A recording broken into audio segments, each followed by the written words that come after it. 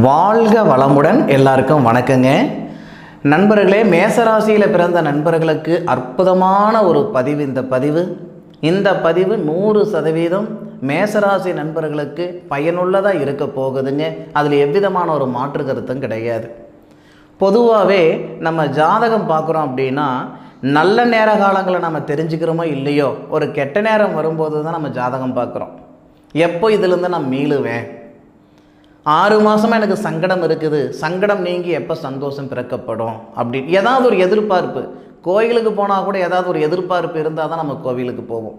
அந்த மாதிரி மேசராசியில் பிறந்த நண்பர்களுக்கு எந்த ராசிக்காரரால் சங்கடங்கள் வரும், அல்லது மேசராசி நண்பர்களுக்கு எந்த ராசிக்காரங்க பாதகாதிபதியாக வருவாங்கன்றதை பற்றி தானுங்க முழுமையாக இந்த பதிவில் நம்ம பார்க்க போகிறோம். இப்படி ஒரு கண்டென்ட்டா அப்படின்னு நீங்கள் கேட்கலாம். நல்லவங்களை நம்ம தெரிஞ்சுக்கிறோமோ இல்லையோ, கெட்டவங்களை நம்ம தெரிஞ்சுக்குவோம். சரிங்களா? அப்போது அவங்கள நம்ம எங்கே வைக்கணுமோ அங்கே வச்சுக்கிடுவோம். ஒரு விஷயம் நடந்ததுக்கு அப்புறம் அது பேசி பிரயோஜனமே இல்லைங்க.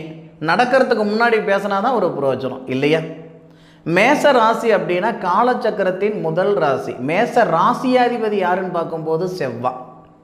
பொதுவாகவே மேசராசியில் பிறக்கிற நண்பர்கள் முருகர் மேலே அதிகமான ஒரு பற்றுதல் இருக்கும். மேசராசியில் பிறந்த நண்பர்கள் மேக்சிமம் அதிகமாக வழிபட வேண்டிய ஒரு கடவுள் அப்படின்னு பார்த்தீங்கன்னா, வழிபட வேண்டிய கடவுள்ன்றதை விட அதிக நண்பர்கள் வழிபடுற கடவுள் பார்த்தீங்கன்னா முருகர். ஆனாலும் ஒவ்வொரு நட்சத்திரத்துக்கும் ஒவ்வொரு நட்சத்திரத்துக்கு அதிபதி நம்ம சொல்லுவோம் இல்லைங்களா, அந்த மாதிரி ஒவ்வொரு நட்சத்திரத்துக்கும் இந்த பிரபஞ்சம் ஒரு திருத்தலத்தை அதாவது கொடுத்துருக்கு. இந்த நட்சத்திரத்தில் பிறந்த நண்பர்களுக்கு இந்த கோவில் தான் அப்படின்ட்டு நிர்ணயம் செய்து இருக்குதுங்க. அது நம்ம பதிவில் இந்த நட்சத்திர பலன்களில் வருதுங்க, அதை பார்த்துக்கிடுங்க. அப்போ மேசராசியில் பிறந்த நண்பர்களுக்கு ராசிக்கு 4வது பாவகத்துக்கு அதிபதியாக சுபஸ்தானாதிபதியாக வரக்கூடிய கிரகம் சந்திரன்.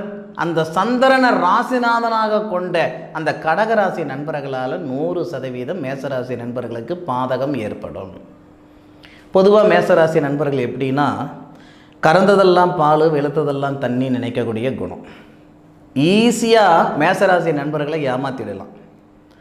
ஏன்னா ஏமாந்துட்டு வந்தாலும் வருவீங்களே தவிர எந்த ஒரு சூழ்நிலையிலையும் ஒருத்தரை ஏமாற்றிட்டு வந்துட்டேன்னு சொல்கிறதுக்கான வாய்ப்புகள் இல்லை.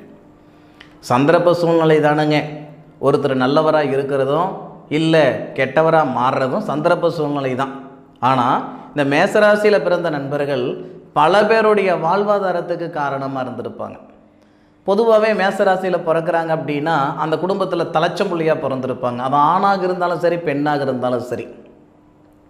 தம்பியை கரை சேர்ப்பார், தங்கச்சியை கரை சேர்ப்பாங்க, அக்கா இருந்தால் அக்காவையும் கரை சேர்ப்பாங்க. அந்த மேசராசியில் பிறந்தவங்க கடைசி வரைக்கும் ஒரு ஏணிய மாதிரி தான் இருப்பாங்க. அவங்களால மற்றவங்க மேலே வருவாங்களே தவிர, உயர்ந்த இடத்துக்கு போவாங்களே தவிர ஏணி ஒருபோதும் ஏறாதில்லை. அப்போது ஒரு மெழுகுபத்தி வாழ்க்கை தான் அந்த மேசராசி நண்பர்கள். தனக்கு தான் கொடுத்துக்கக்கூடிய முக்கியத்துவத்தை விட தன்னை சார்ந்தவங்களுக்கு கொடுக்கக்கூடிய முக்கியத்துவம் சத்தியமாக இந்த மேசராசி நண்பர்கள் அதிகமாக இருப்பாங்க. நிறைய நண்பர்கள் மேசராசியில் பிறந்த நண்பர்கள் குருகுலத்தில் வாத்தியாராக இருப்பாங்க, டீச்சராக இருப்பாங்க. ஏன்னா மேசராசியில் பிறந்த நண்பர்கள் பார்த்திங்க அப்படின்னா அந்த பேச்சு திறமை அதிகமாக இருக்கிற மாதிரி, அதுபோக அந்த ஆசிரியர் துறையில் குருகுலத்தில் ஆசிரியராக இருக்கிறது இந்த மேசராசியில் பிறந்தவங்க ஜாஸ்தியாக இருப்பாங்க. போக்குவரத்து துறையில் இருப்பாங்க. அதாவது அந்த பப்ளிக் கம்யூனிகேஷன் அதிகமாக இருக்கும். ஒருத்தர் மேசராசி நண்பர் இருக்காருன்னா அவரை சுற்றி குறைஞ்சபட்சம் ஒரு 10 பேராவது இருக்கிற மாதிரி இருக்கும்.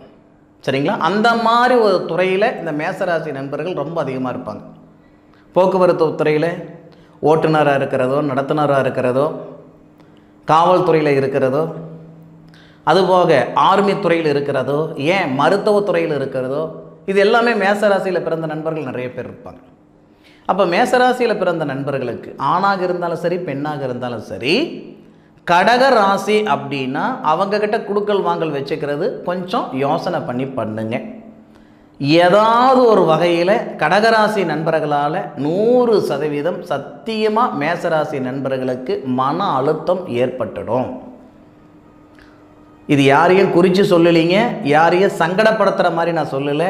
நம்ம ராசிக்கு இந்த ராசிக்காரங்க பாதகமாக இருப்பாங்க அப்படின்ற விவரம் தான் சொல்லியிருக்கிறேனுங்க.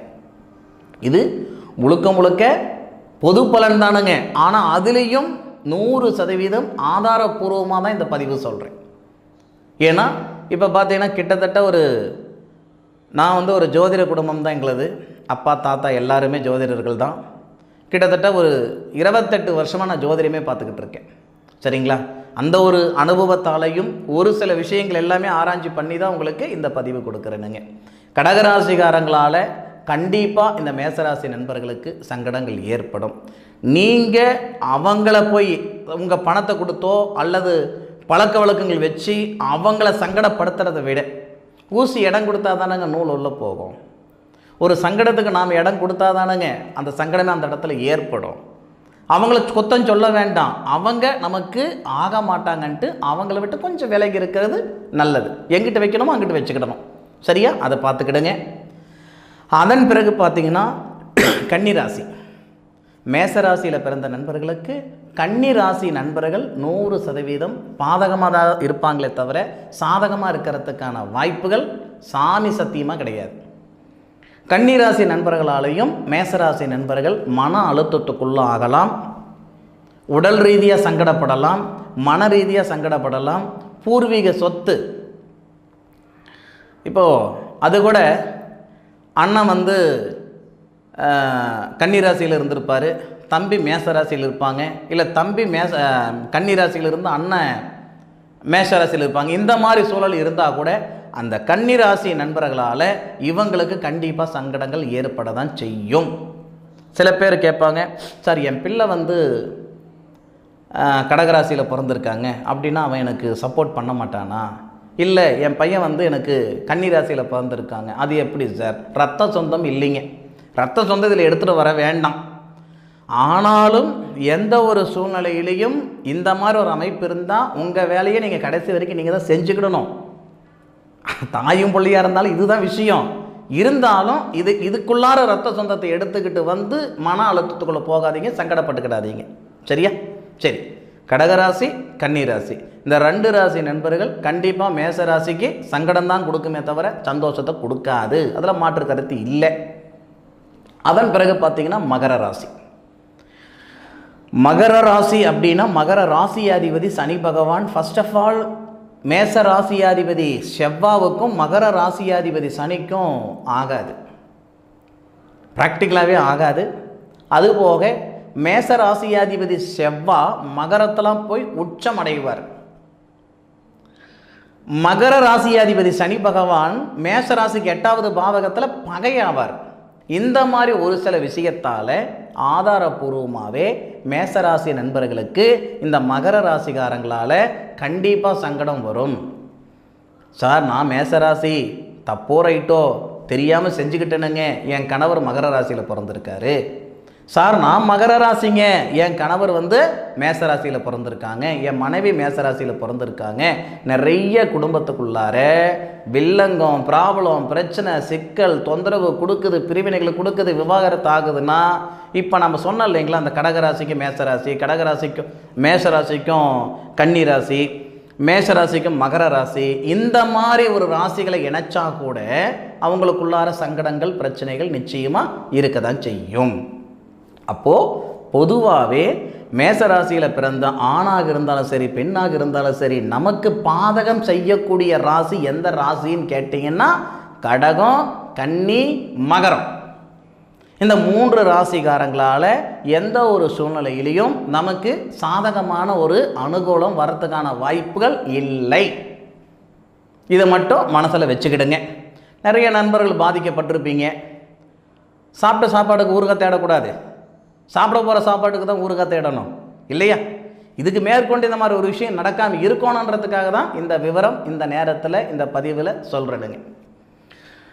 நிச்சயமாக மேசராசி நண்பர்களுக்கு கண்டிப்பாக இது பயனுள்ள பதிவாக தான் இருக்கும். சில பேர் அனுபவிச்சிருப்பாங்க, சில பேர் அனுபவிப்பாங்க. சரிங்களா? அதனால் சங்கடம் இதை அனுபவிச்சிடக்கூடாதுன்றதுக்காக ஒரு முன்னாடியே இந்த ஒரு பதிவு கொடுக்குறேனுங்க. நீங்கள் யோசனை பண்ணி நீங்கள் செஞ்சுக்கிடுங்க. சாதகாதிபதியை நம்ம தெரிஞ்சுக்கிறோமோ இல்லையோ, பாதகாதிபதியை நம்ம தெரிஞ்சுக்கிடணும். சரியா? ஏன்னா தப்போ ரைட்டோ நாமளாக கையை ஊனி கரணம் போட்டு தான் மேலுக்கு வந்துக்கிட்டு இருக்கிறோம். இருக்கிற நிலைமையிலேருந்து மேலே போகலனாலும் பரவாயில்ல, இருக்கிற நிலைமையிலேருந்து கீழே போயிடக்கூடாது இல்லை, அதுக்காக சொல்கிறேனுங்க. சரியா? சரி நண்பர்களே, நிச்சயம் இந்த பதிவு பயனுள்ளதாக இருக்குன்னு நான் நம்புகிறேனுங்க. அதுபோக உங்களுடைய சுய ஜாதகத்தில் இருக்கக்கூடிய அமைப்புகளை பாருங்கள். சுய ஜாதகத்தில் இருக்கக்கூடிய அமைப்புகளுக்கு தகுந்த மாதிரி வாழ்வாதாரத்தை உயர்த்திக்கிட்டிங்கன்னா நிச்சயம் நல்லதே நடக்கும். என்னுடைய காணொலியை முழுமையாக பார்த்தமைக்கு மனசில் இருந்து மனமார்ந்த நன்றிகளை சொல்லிக்கிறேனுங்க. மீண்டும் அடுத்த ஒரு அற்புதமான தருணத்தில் உங்கள் அனைவரையும் சந்திக்கும் வரை உங்களிடமிருந்து விடைபெறுவது உங்கள் வீட்டு ஜோதிட நண்பனான மா காளிதாஸ் மணிகண்டன். திருச்சிற்றம்பலம்.